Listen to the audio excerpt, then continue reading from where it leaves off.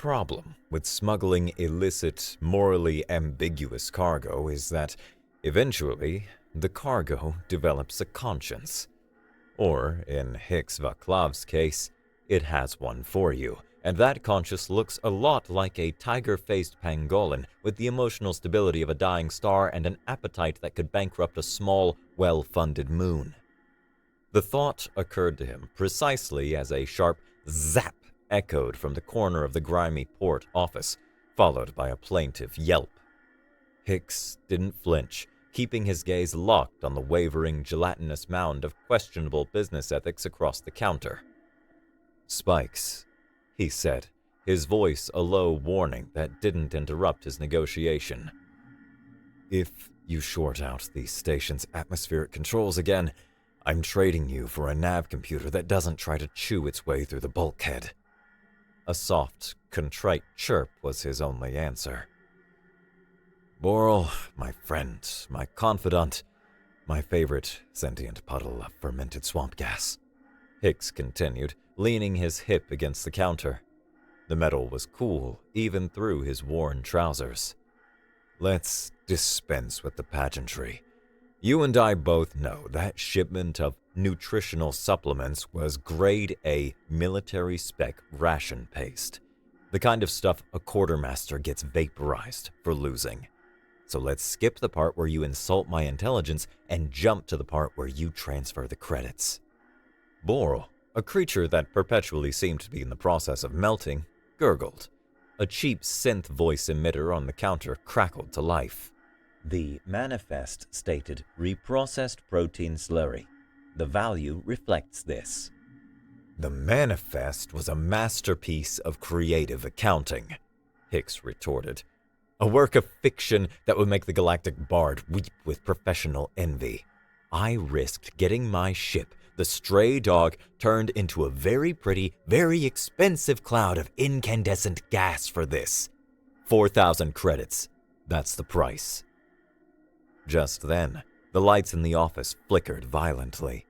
A low, groaning sound came from the docking clamp controls on the wall, the same wall Spikes was currently trying to hide behind. Hicks felt a familiar dread pool in his gut. The Stray Dog's primary coolant pump, the very reason he needed this payday, was probably having another seizure. He had to close this deal. Now. The blob jiggled, a universal sign of avaricious recalculation. "The merchandise is perishable, and your vessel appears distressed. 3,500. Final offer." "Done," Hicks snapped, holding out a data chip before Boral could factor the imminent engine failure into the price. The credits chimed into his account. Hicks scooped up the source of the ozone smell, the scaly, armored cub with a tiger's face and inquisitive ears, who was now trying to look exceptionally innocent while subtly pushing a smoking panel back into place with his hind foot. "Don't even start," Hicks muttered, tucking the creature under his arm. Spikes' 6-inch quills lay flat against his back in a picture of feigned obedience. "Your cute-to-chaos ratio is dangerously unbalanced." He strode out into the main concourse of Station Epsilon 9. It was a testament to repurposed decay, a hollowed-out asteroid where the air tasted of fried synth grub, ozone, and the faint metallic tang of desperation. Neon signs in a dozen languages flickered over stalls selling everything from stolen ship parts to black market cybernetics. His eyes immediately found the stall he was looking for, its sign promising refurbished ship components. In the window, polished under a focused light, sat a Mark IV coolant pump. The price tag read 3,500 credits, exactly his take. Relief washed over him, cool and clean. He could fix the dog. He could get out of this backwater system and find a real score. Then he remembered. A few stalls down, tucked between a weapons dealer and a purveyor of counterfeit memories, was a small, shadowy booth. This was the real reason he'd come to Epsilon 9, a station known as the gray market hub for rare and restricted biologicals. he'd used half his starting capital just to get a meeting with the dealer. After 6 months of trial and error, of Spikes getting sick on every standard nutrient paste, a desperate, deep net diagnostic had finally given him a species name, Athelion, and a terrifyingly complex dietary requirement list. The dealer, a shrouded figure with too many eyes, recognized him. Without a word, he pushed a single, unmarked canister across the counter. It was heavy, dense. The price, scrawled on a sticky tab, was 3,000 credits. Hicks looked at the canister, then back toward the ship parts stall. He could see the coolant pump from here, a beacon of safety and solvency. The dog's last pump failure had nearly cooked him alive in the cockpit. The choice pitted his livelihood, and likely his life, against the well-being of the little gremlin currently purring against his ribs. The purr sounded like rocks in a tin can, a rumbling, comforting vibration that had become the background noise of his life. With a groan that emanated from the very core of his financial despair, he slapped the credits down for the food. The coolant pump would have to wait. He'd just have to be extra careful on takeoff and landing, and every moment in between. "You," he told Spikes as they walked back toward the docking bay, the heavy canister weighing down his arm and his spirits, "are the single most expensive, non-sentient, emotionally manipulative life form I have ever had the misfortune to rescue." Spikes responded by butting his armored head affectionately against Hicks's chin. The quills tickled. Hicks couldn't suppress a weary smile. The conscience was a terrible business partner, but the company wasn't half bad. The stray dog was less a ship and more a collection of grievances held together by creative engineering and stubbornness. The cockpit smelled of old coffee, ozone, and Spikes. A faded photo of a nebula he'd once dreamed of visiting was taped to a console, and the co-pilot seat had permanent claw marks in the synth leather. It was home. Hicks had just settled into the worn pilot's chair and watched Spikes dive headfirst into his bowl of obscenely expensive paste when the proximity alarm didn't just blare, it shrieked. It wasn't the chaotic signature of pirates or the steady, rhythmic ping of a station patrol. This was the clean, overwhelming energy signature of military-grade power, of wealth. On the main viewer, 3 ships resolved from the blackness of space. They were less machines and more sculptures of deadly grace. Sleek, pearlescent vessels whose hulls seemed carved from polished bone, glowing with a soft internal light. Valen, Imperial Navy. A stillness settled in Hicks's veins. It was the feeling he got just before a deal went sour, a sudden internal pressure drop that signaled imminent vacuum. He was in the kind of trouble that didn't just get you killed, it got you erased from history. "Okay, Spikes, new plan," he said, his hands moving across the console, flicking switches to shut down non-essential systems. "We played dumb. You're a rare space hamster with a skin condition. I'm a deeply unintelligent but charming rogue who took a wrong turn at Procyon 5. Got it?" Spikes paused, a smear of brownish paste on his whiskered snout, and let out a questioning squeak. The comm channel opened without his permission. The face of a Valen royal guard filled the screen, his features sharp and severe in a helmet of silver and amethyst. "Unidentified vessel. You are in violation of an Imperial cordon. By order of Her Imperial Majesty, Empress Varza Kathir, you will power down your engines and prepare to be boarded. Do not resist." The transmission cut. Hicks stared at the screen, his mind racing. The Empress? What in the 7 hells did the ruler of the most powerful matriarchy in the galaxy want with him? Then he understood. The flare hadn't come from the station. It was the plasma. When Spikes had shorted the panel, he must have let out a burst of adolescent Athelion energy, a psychic flare bright enough to be seen across the sector, a flare she had clearly been searching for. For 6 agonizing months, the galactic news feeds had been filled with whispers about the Empress.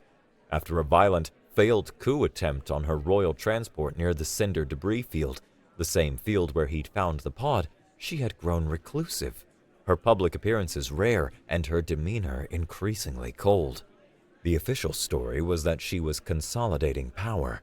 The rumor was that she had lost something in the attack, something irreplaceable. A heavy metallic thud echoed through the hull as a docking clamp latched onto the stray dog. The airlock began its cycle. Hicks stood, placing his body between the inner door and Spikes, who had frozen, the fur along his spine bristling. The cub's quills began to rise, a low hiss escaping his lips. The airlock door slid open with a sound too smooth and silent for his gritty ship. 2 royal guards in their ornate, polished armor stepped through first, their energy rifles held at a low, professional ready. Their presence was a violation, an annexation of his space, their sterile perfection highlighting the scuffs and stains of Hicks's life. They flanked a woman who didn't just enter the room, she commandeered it. She was tall and impossibly regal, wrapped in a gown of deep purple that seemed to drink the dingy light of his cockpit and turn it into something noble. A delicate silver circlet was the only crown she wore. Her skin had a faint, lustrous quality. Her ears were elegantly pointed, and her eyes were the color of flawless amethysts, and they were fixed on the small creature cowering behind Hicks's legs. Her legendary composure, the bedrock of her reign, shattered. It was a hairline fracture, a tremor so minute only someone standing 3 meters away could see it, but it was there. A single word, a breath of sound filled with 6 months of hidden anguish and desperate, disbelieving hope escaped her lips. "Fen!" Hicks felt a jolt through his entire body, a phantom echo of recognition, of joy, of home that was profoundly, shockingly, not his own. He looked from the Empress to the trembling cub at his feet. Spikes. Fen. Oh, this is bad. Empress Varza took a single fluid step forward, her hand outstretched, palm up. Her regal mask was already reasserting itself, but her eyes remained locked on the cub, wells of raw emotion in a face carved from marble.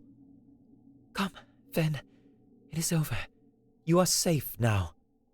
Spikes flattened himself against the grimy deck plating, a guttural hiss vibrating through the floor. His back quills, each a needle-sharp point, rose straight up. A faint, menacing orange glow began to pulse at their tips. "Easy there, buddy," Hicks murmured, not taking his eyes off the Empress. He knelt slowly, a gesture of non-aggression. "He's, a little protective." "That," Varza said, her voice as cold and clear as deep space, "is not a he. That is an Athelian, and that is my Fen." The emphasis was not on ownership, but on a pain so deep it had become possessive. She took another step. The quills flared with white-hot intensity. A scintillating ball of plasma, no bigger than Hicks's fist, spat from the cub's mouth. The shot was precise, a clear warning. It impacted the bulkhead a hand's breadth from Varza's shoulder, leaving a sizzling, molten crater in the metal. The royal guards snapped their rifles to their shoulders in perfect unison. "Whoa!" Hicks yelled, throwing his hands up. "Everybody stand down. He's just a kid with defense-grade plasma reflux, but still a kid." Varza didn't flinch. An older Veylan in the formal robes of a physician who had been standing behind her stepped forward, his face etched with concern. "Your Majesty, if I may." Varza gave a curt, almost imperceptible nod. The physician, Brennan, produced a handheld scanner and aimed it at Spikes. The cub growled but stayed behind Hicks's legs, a warm, vibrating bastion of terrified loyalty. A complex holographic display flickered in the air, a web of pulsating light connecting 3 points. Brennan stared at the data, his brow furrowing deeper with every passing second. "Extraordinary," he whispered. "Speak plainly, Brennan," Varza commanded, her voice strained. "Your Majesty," the physician began, his tone turning grave. "When Fen was lost, the primary bond was not severed. It was merely rendered dormant by trauma and distance. Now, in the intervening months, a secondary, provisional bond has formed with the human." Hicks felt a knot of pure dread tighten in his stomach. "So? Unform it!" Brennan looked at him with an expression of pity, but his gaze kept flicking to the glowing hologram, his mind clearly racing to comprehend the phenomenon. "It is not that simple. Fen is entering adolescent coalescence. It is the most volatile psychic period of an Aethelian's life. The new bond has not replaced the old one. It has woven itself into it. The three of you are now a psychic tripod. Each of you is a leg." Before anyone could react, one of the guards, seeing Hicks as the source of the problem, took a step toward him, raising his rifle in a clear gesture of intent. "Human, you will come with us." The effect was instantaneous and catastrophic. The moment the guard's intent focused on separating them, a bolt of pure agony shot through Hicks's skull. He cried out, stumbling to one knee. Across the cockpit, Empress Varza gasped, her hand flying to her temple, her face paling. And Spikes collapsed onto the deck, his body convulsing in a violent seizure, his quills flickering erratically between fiery orange and deathly blue. "Stop!" Brennan shouted, his voice cracking with urgency. "Do not attempt to separate them!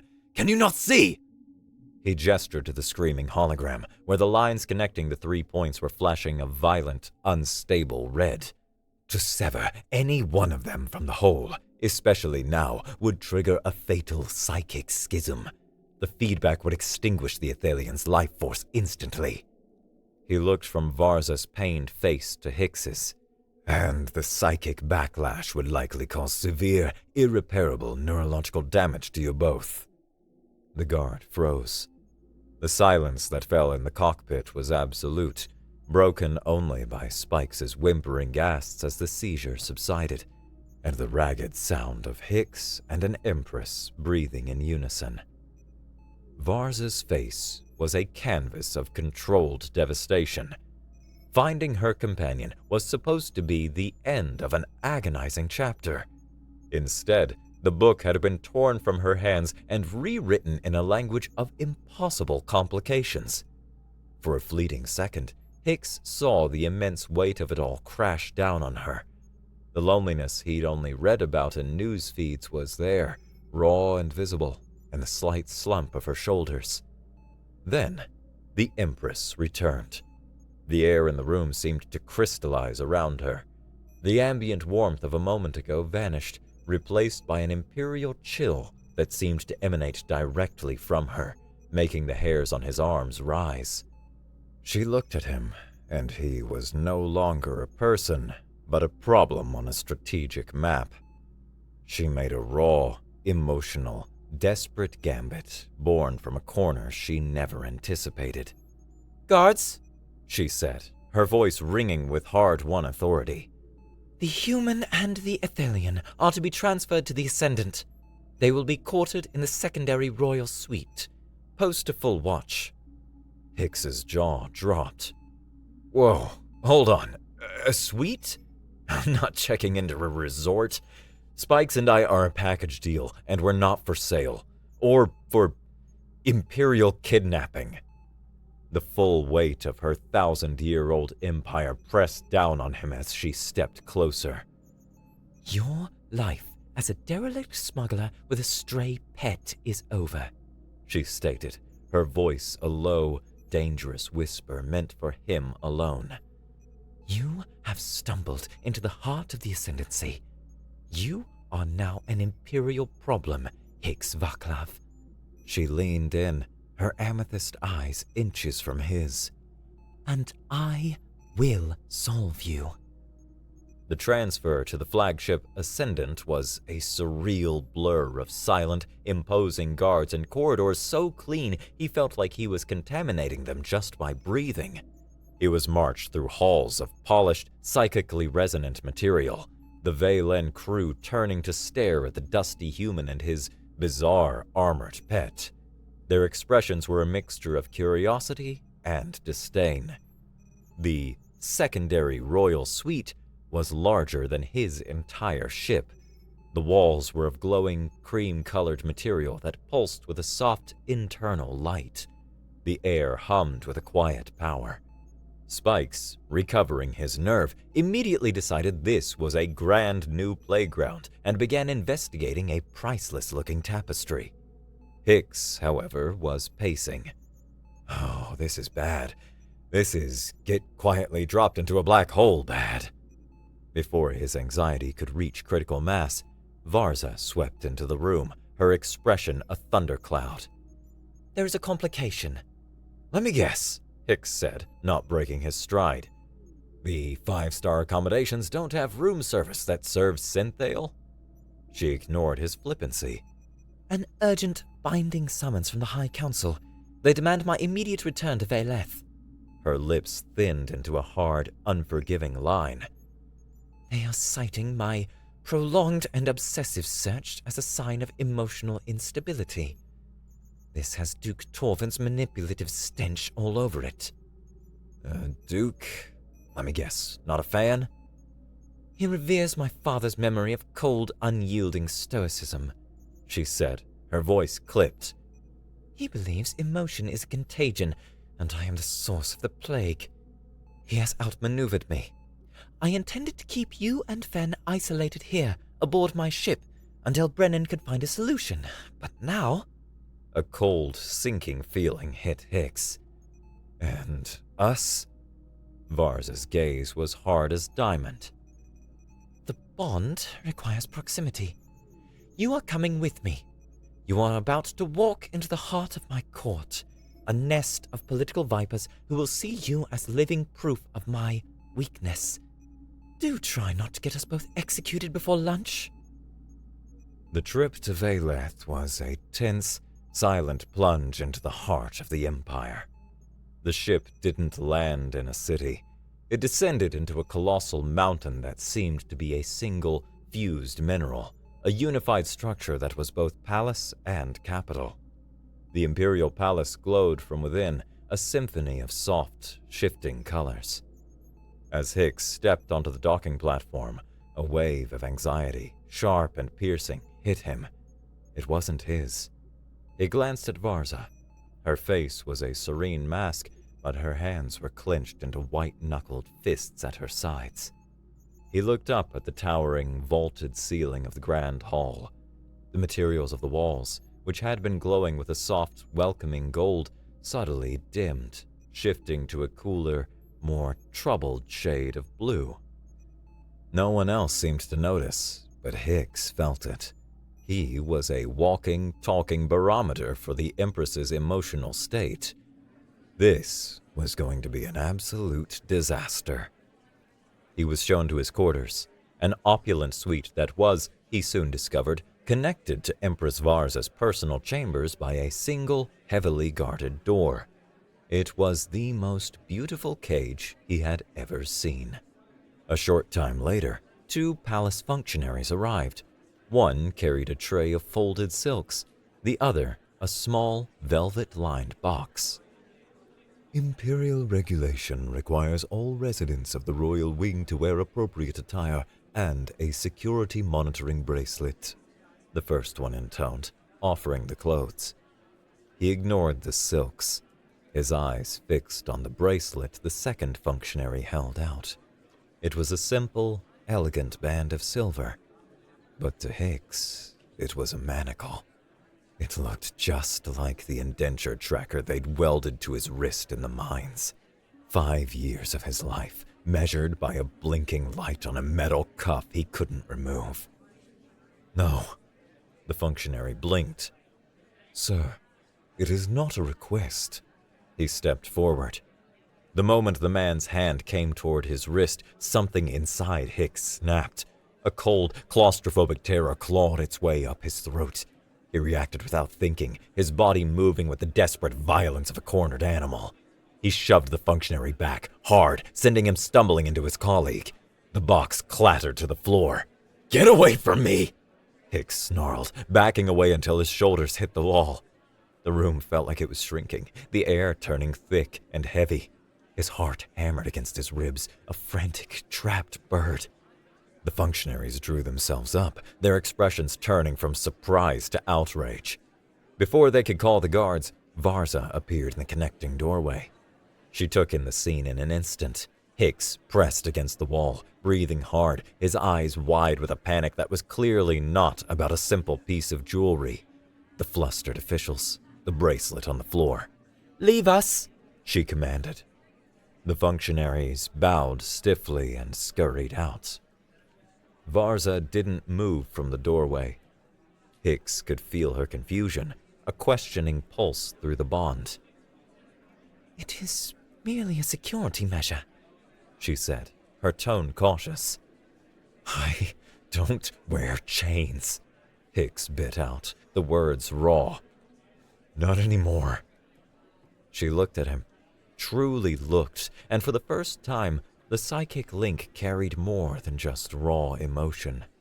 She felt an echo of his terror, a ghostly flash of a dark, cramped space, the scent of metallic dust, and the feeling of absolute hopelessness.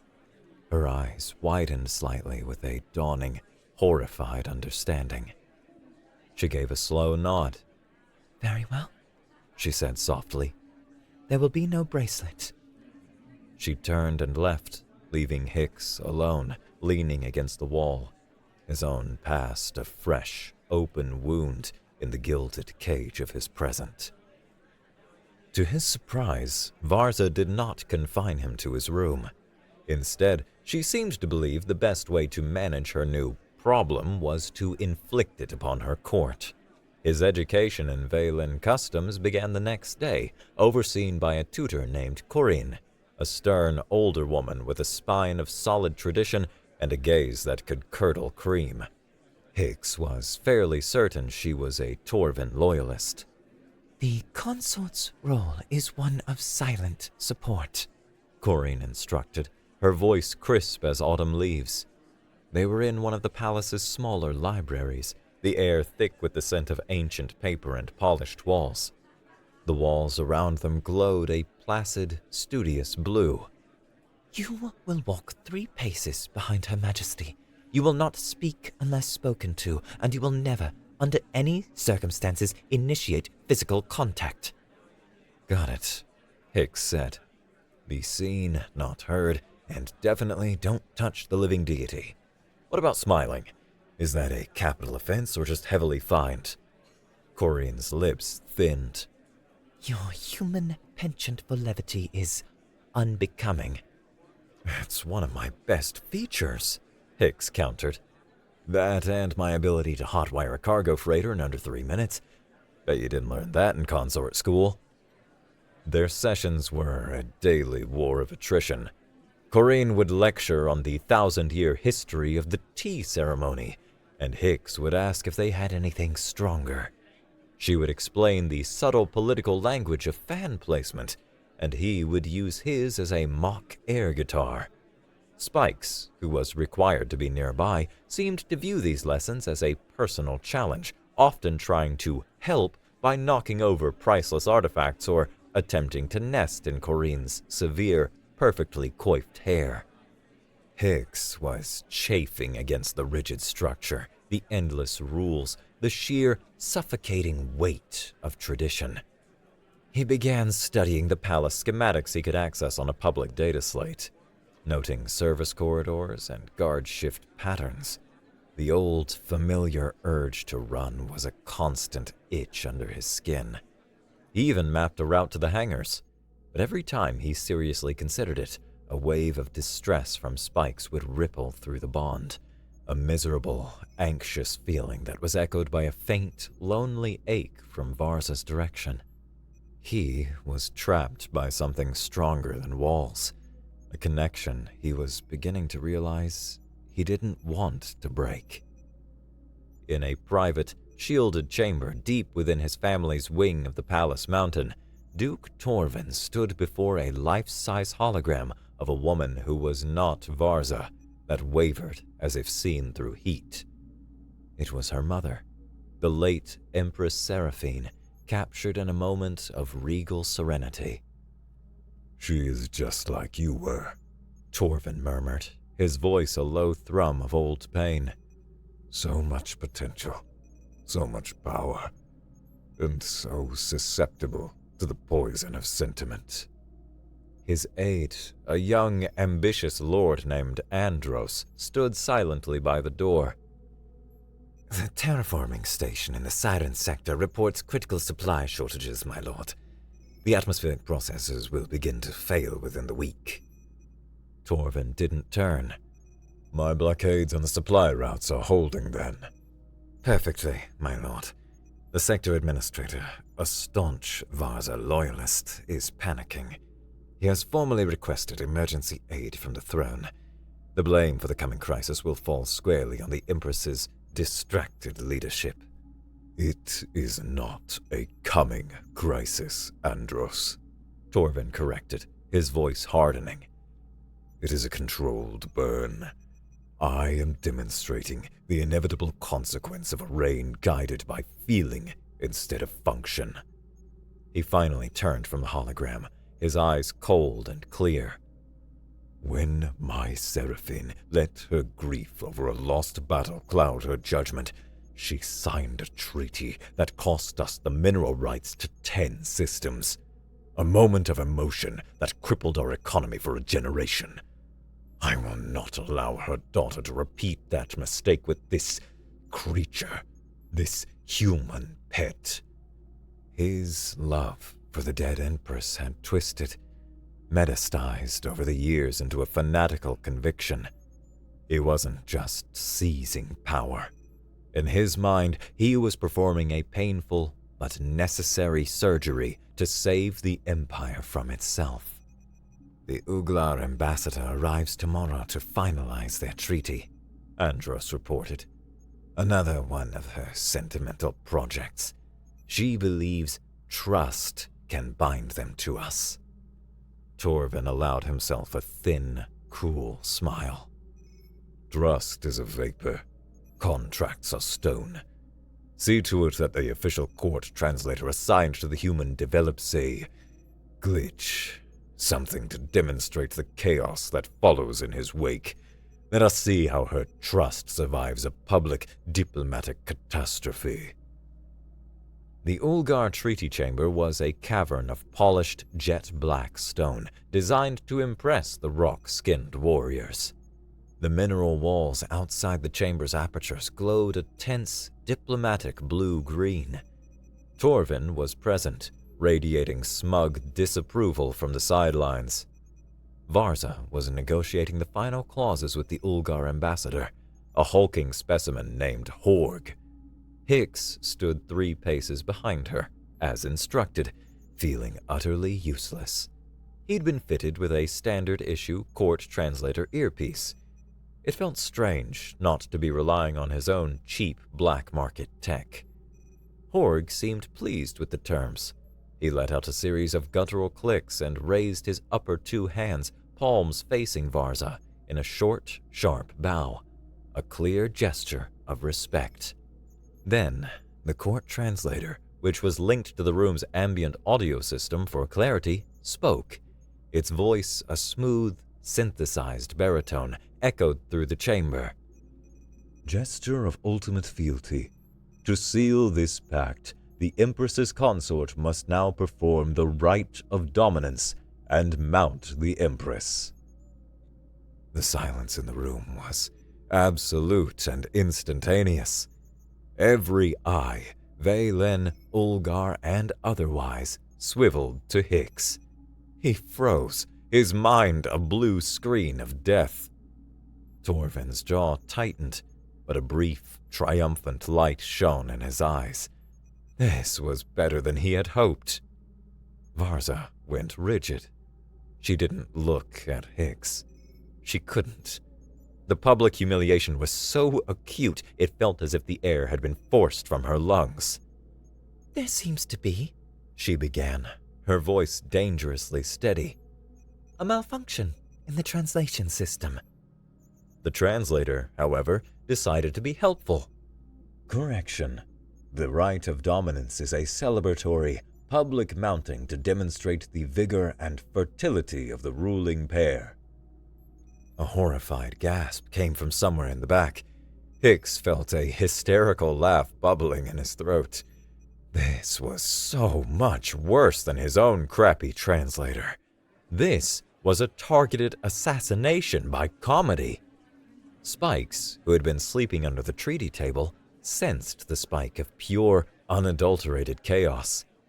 He skittered out with an excited chirp and, seeing Horg as the center of attention, proceeded to climb up the ambassador's leg as if he were a fascinating, rocky tree.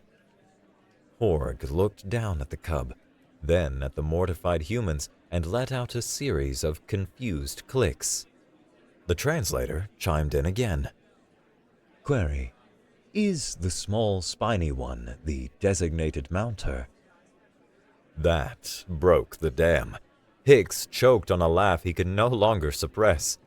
Varza shot him a look that promised a slow, painful death, but he could see the tremor in her shoulders.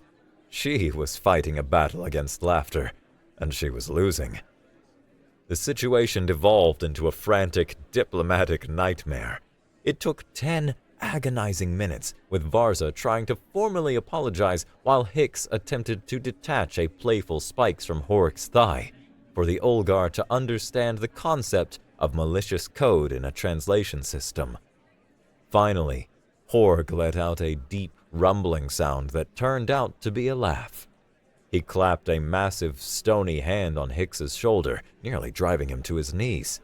He declared, through a now verified interpreter, that any empire that could weaponize bad translators showed a cunning he could respect. The treaty was signed, sealed with a spirit of shared victory over technological terrorism. As the delegations filed out, Torvin swept past Varza, his voice a venomous whisper. Circus continues to amuse, Your Majesty, but the Siren Sector starves while you play with your pets. The barb hit its mark. The golden glow of their brief amusement vanished from the walls, replaced by a stormy gray. But later that night, as Hicks was trying to explain to Spikes why ambassadors were not climbing gems, he felt a flicker through the bond, a distant, private echo of Varza's memory of the translator's final, absurd question, and with it, a pulse of pure, unadulterated mirth. Sleep was a luxury in the palace. A few nights later, Hicks found himself awake again, the quiet hum of the living mountain a constant presence. The Empress's bed was empty. A faint, psychic pull of melancholy led him from his own chambers, through the connecting door, and into her private wing. He found her in the royal conservatory. It was a vast, glass-domed chamber filled with alien flora that pulsed and glowed with their own soft internal light. The air was warm and smelled of damp earth and exotic, night-blooming blossoms. The material of the ceiling above was a deep, star-dusted indigo, reflecting her mood. Varza stood before a wall of cascading, phosphorescent moss, her simple silk robe a stark contrast to the regal armor she wore during the day. "You should not be here," she said without turning. The list of places I should not be is getting impressively long, Hicks replied, stuffing his hands in his pockets. I'm thinking of having it printed on a t-shirt. He walked closer, stopping a few feet away. Torvin got to you today. She finally turned, her amethyst eyes reflecting the soft blue light of a nearby fungus. He uses my people's suffering as a weapon against me. He believes my father's way was the only way. Stoicism, control, an empress whose heart is a fortress. She looked away, her gaze lost in the glowing foliage. I find myself afraid. Not of Torvin. I am afraid he is right, that this connection, this feeling, is a weakness that will be the ruin of us all. The confession hung in the fragrant air. Hicks thought of the silver bracelet on the floor, of the cold panic that still lived in his bones. When I was a kid, he said softly, his voice different here in the quiet dark. My parents signed me into an indenture with a mining corporation. 5 years. They called it a work contract. I called it a cage. He instinctively touched the back of his neck, where a corporate logo was still faintly scarred into his skin. The day I got out, I swore I would never be owned again. Not by a corp, not by a contract, not by anyone. He met her gaze. You're afraid your heart is weakness. I'm afraid of cages. He's trying to put us both in one. Varza looked at him, and the space between them seemed to shrink. A fragile, unexpected bridge of shared understanding formed in the glowing forest. It was a dangerous, hopeful thing. The situation in the Siren sector is critical, Varza announced to her advisors the next morning. The light in the strategy room was a turbulent, anxious gray. Torvin's administrative blockade is holding. He's daring me to break it with force, which would be seen as an act of civil war, or let my people suffer, which he will frame as incompetence. I will not give him either victory. What is your plan, Your Majesty? Brennan asked, his face grim. I will go myself, she declared. I will take a single, fast courier ship with medical supplies and nutrient paste. It will be a humanitarian mission, not a military one. Let him try to find a vessel carrying aid. Her advisors protested vehemently. It was too risky, but she was resolute, and where she went, Hicks and Spikes had to follow. The journey was swift. The courier ship was a sleek dart compared to the stray dog. They were nearing the failing terraforming station when the universe erupted in violence. 3 mercenary ships, retrofitted freighters bristling with illegal cannons, dropped out of the shadow of a barren moon. Plasma bolts tore through the space between them. "They're not Valen Navy!" the pilot shouted over the scream of alarms. "They're not trying to disable us! They're trying to vaporize us!" Hicks saw the situation not as a soldier, but as a smuggler.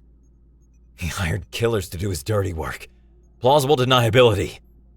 Their pilot was good, a veteran of the Imperial Guard, but they were horrifically outgunned. A bolt of coherent plasma slammed into the port engine. The ship screamed, shuddering violently as emergency lights painted the cockpit in blood-red flashes.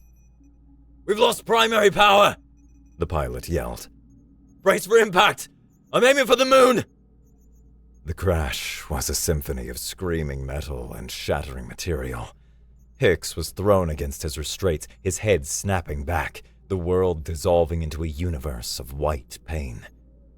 He came to with a groan, the air thick with the acrid tang of smoke and ozone. The cockpit was a mangled wreck, half buried in gray lunar dust. Varza was stirring nearby, pushing herself up, a cut bleeding freely on her forehead. The ship's outer hull groaned, then tore open with a horrific screech. 3 figures in rugged, mismatched mercenary armor dropped into the wreckage, their rifles leveled. Their helmets did little to hide the cold professionalism in their posture. Torvin pays well, one of them rasped, his voice distorted by his helmet speaker. But he wants proof. The Empress is circling. The rest is salvage. They had no guards. Their pilot was unconscious. It was just them. Hicks didn't have a weapon, but he had a ship that was falling apart around him.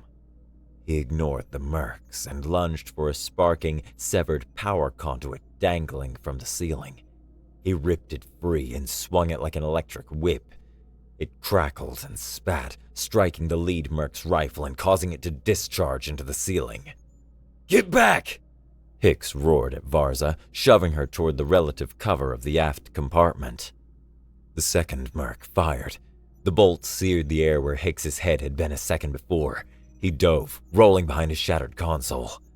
Varza was scrambling, her regal grace replaced by desperate, determined motion. The third merc tracked her, raising his weapon for a clean shot. No time, no plan, only instinct. Hicks launched himself from behind the console, a whirlwind of brawling fury. He slammed his shoulder into the third merc, sending him staggering off balance. At the same time, he saw the first merc unclip a grenade from his belt. It was a concussion charge, arcing through the smoky air directly toward Varza. He saw her, her eyes wide, framed by smoke and fire, and he moved. He threw himself across the deck, tackling her, wrapping his body around hers, a desperate human shield. He drove them both down behind a piece of bulkhead just as the grenade detonated. The world dissolved into a deafening roar and a wave of pure, crushing force. He felt a searing, white-hot pain in his left arm as shrapnel from the console tore through his jacket and flesh. He grunted, his vision swimming in black spots, but his grip on her did not loosen. Pinned down, the remaining two mercs advancing, the situation was hopeless. Suddenly, Spikes, who had been wedged under a console, let out a piercing shriek of pure, concentrated rage. It wasn't the scattered sparks of joy or the warning shot of fear. This was a focused, controlled blast of adolescent Athelian fury. A lance of brilliant blue-white plasma shot from his mouth. It didn't hit the mercs. It hit the damaged ceiling support above the breach in the hull. With a groan of tortured metal, a huge section of the cockpit ceiling collapsed, burying the two mercenaries under tons of wreckage. Silence fell, broken only by the hiss of escaping atmosphere and Hicks's ragged breaths. He had saved her, and a tiny, angry, armored cub had saved them both. In the sterile white medbay of the rescue vessel, the formal distance between Hicks and Varza had been completely incinerated. A droid had removed the shrapnel and sealed the wound on his arm with a regenerative dermal spray, but it still throbbed with a deep, profound ache. Varza had dismissed the medical staff. She sat on a stool beside his biobed, her imperial gown torn and smudged with lunar dust. She held a cool hydro compress, gently dabbing at the cut on his temple. Her touch was hesitant, careful, a universe away from the iron-willed monarch. The palace walls, had they been there, would have been glowing with a soft, warm, terrified rose. The air was thick with the unspoken. He was no longer her problem. He was the man who had shielded her with his body. She was no longer a symbol. She was the woman he had protected. "That was a foolish risk," she said, her voice a whisper that barely carried in the quiet room. Her amethyst eyes, cleared of dust and fear, searched his face. "Yeah, well, I'm a fool," he managed, his voice hoarse. "It's what I do." A small, sad smile touched her lips. "Why, Hicks?" He looked at her, at the genuine confusion and vulnerability there. He didn't have a clever line. He only had the truth that had been growing in the cracks of his cynicism for weeks. Because the alternative was unthinkable. She finished cleaning the cut, but she didn't move away. Her hand stayed, her thumb gently stroking his cheek. The psychic bond hummed between them, a powerful current of shared relief, shared horror, and a new, frighteningly intense intimacy. The tension, stretched taut for weeks, finally snapped. She leaned in, closing the small distance. Her lips met his. It was a hesitant, questioning kiss at first, soft and uncertain, then deepening as a tidal wave of shared feeling, the fear, the survival, the impossible connection passed between them. It was electric. It was world-altering. It was real. The pressure on Varsa when they returned was immense. From her perspective, the council chamber was a pit of vipers. Torvin had masterfully reframed the assassination attempt. He twisted the act of treason into proof of her weakness. She invites chaos, he thundered, his voice ringing in the high hall. Her presence in a war zone, her reliance on an unascended human, has drawn assassins to the very heart of the Ascendancy. She is a liability we can no longer afford. The council, already unsettled by her obsession, and now faced with the specter of mercenaries killing an Empress, was terrified of civil war. They confronted her in a private session, their faces grim. Torvin stood with them, the picture of reluctant, patriotic duty. Your Majesty, the oldest counselor said, his voice heavy with regret. The Ascendancy requires stability. It requires a clear, unshakable line of succession. It requires a demonstration of strength. We implore you, you must enter a bonding marriage with Duke Torvin. It is the only way to unify the court and end this crisis. She saw the trap close around her. It was her happiness or her empire, her love or her people. It was the same choice her mother had faced.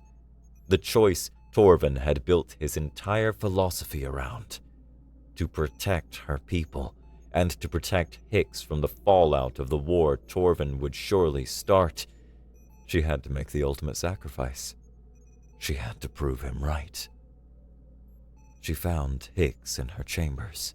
The light from the walls outside was a melancholy, deep violet. Spikes was curled up at her feet, whining softly, sensing the crushing weight of her decision. They have demanded I restore stability, she said. The Empress mask was back, forged of pain and iron. The council has decreed that I must enter a bonding marriage with Duke Torvin. Hicks stared at her, the warmth from the medbay turning to ice in his veins. Varsa, no. You can't let him win. He has already won, she said, turning away. He has made this the only choice that prevents civil war. She took a deep, shuddering breath. Your ship has been refueled and fully repaired. The coolant pump is new. Your accounts have been credited with a sum that will ensure you never need to smuggle again. He took a step toward her.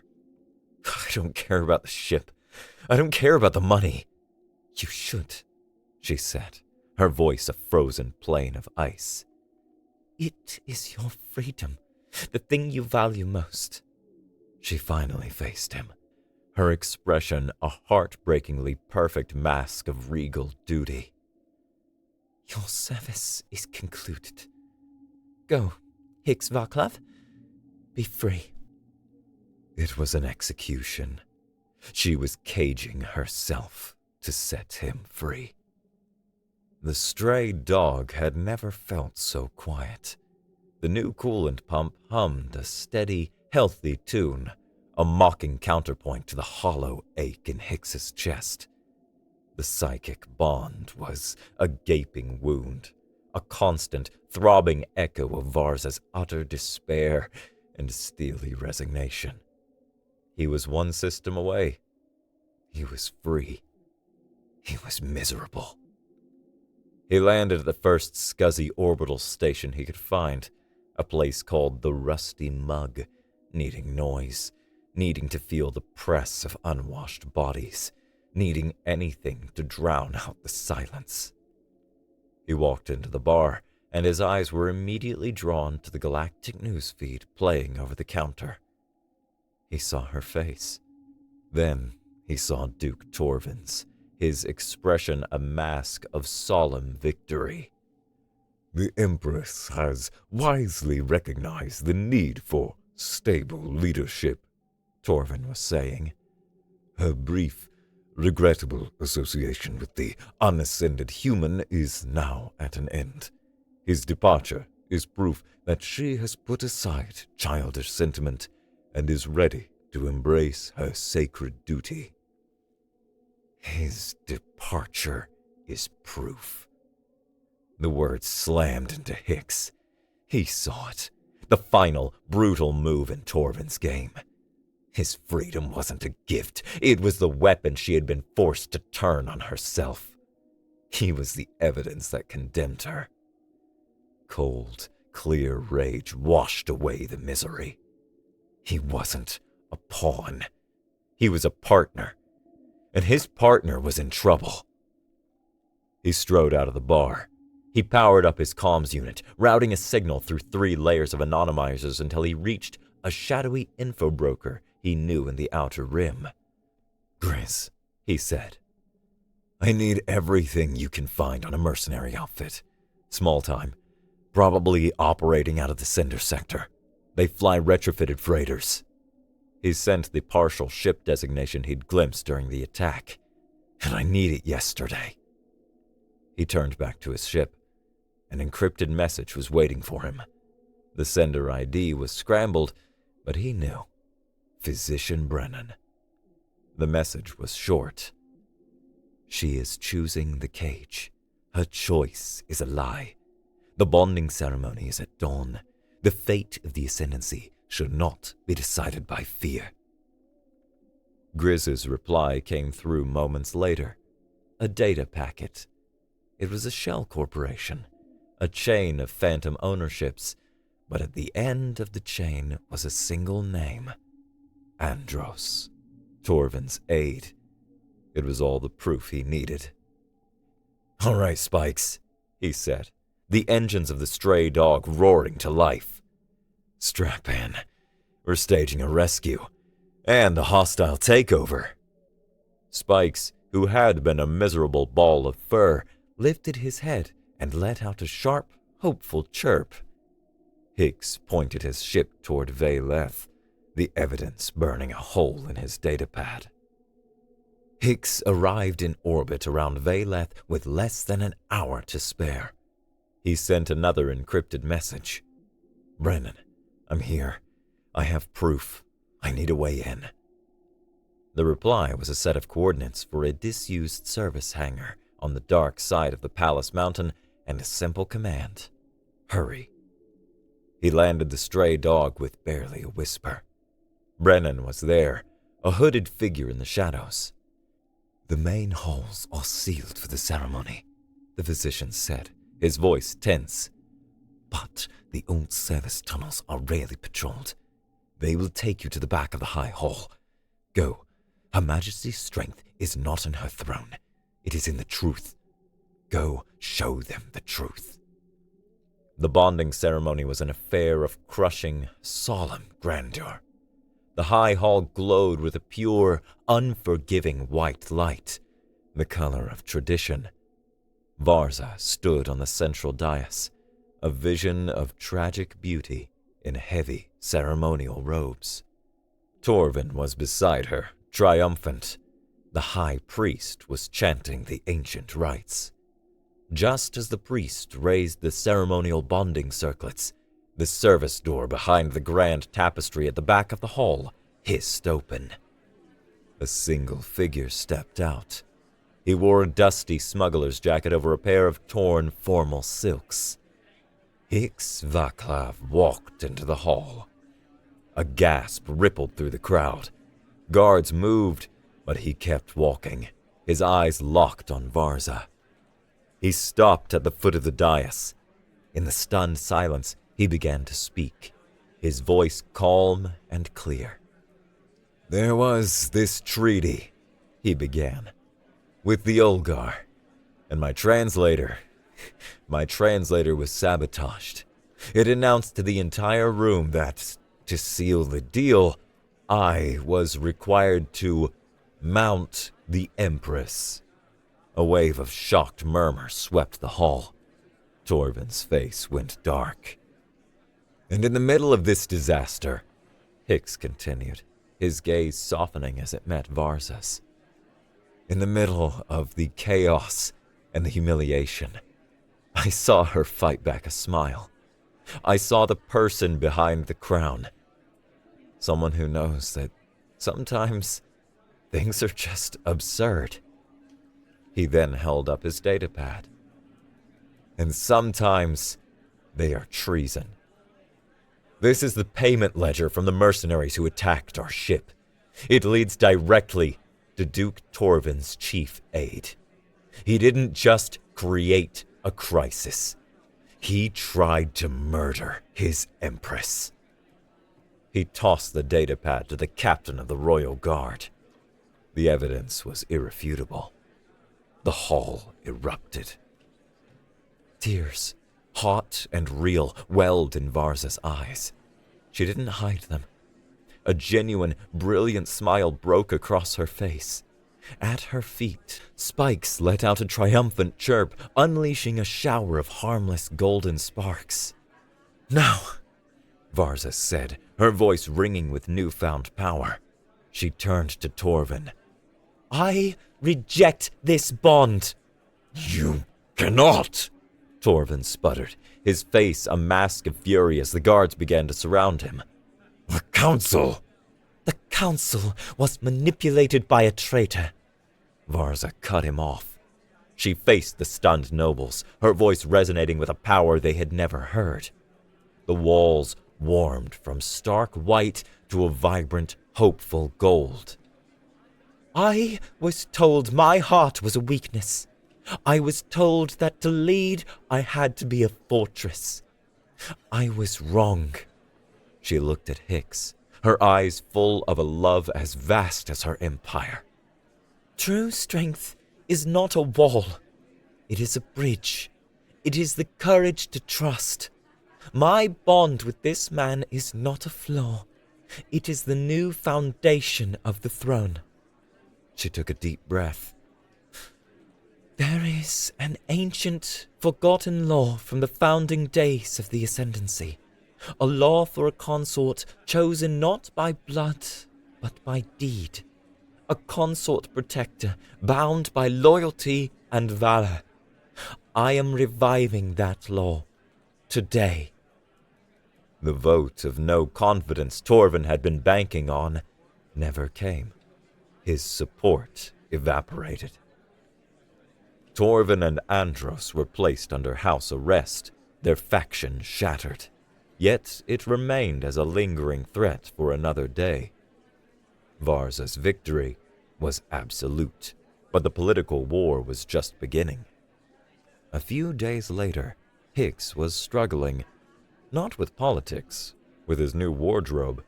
The robes of the consort protector were heavy, ornate, and utterly impractical.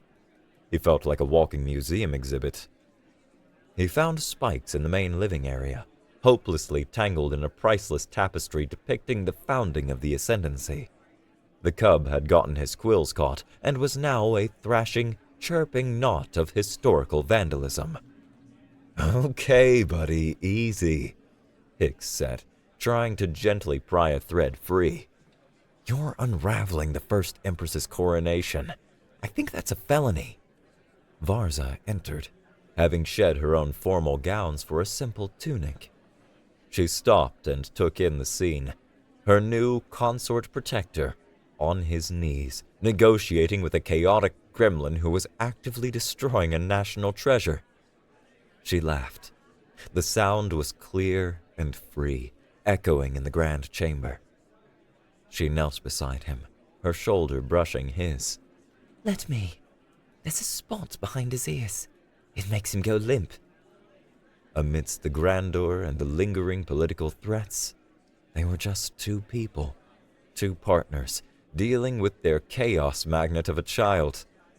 Hicks looked at her, at the unrestrained happiness in her eyes, and knew he had found a freedom he had never known existed.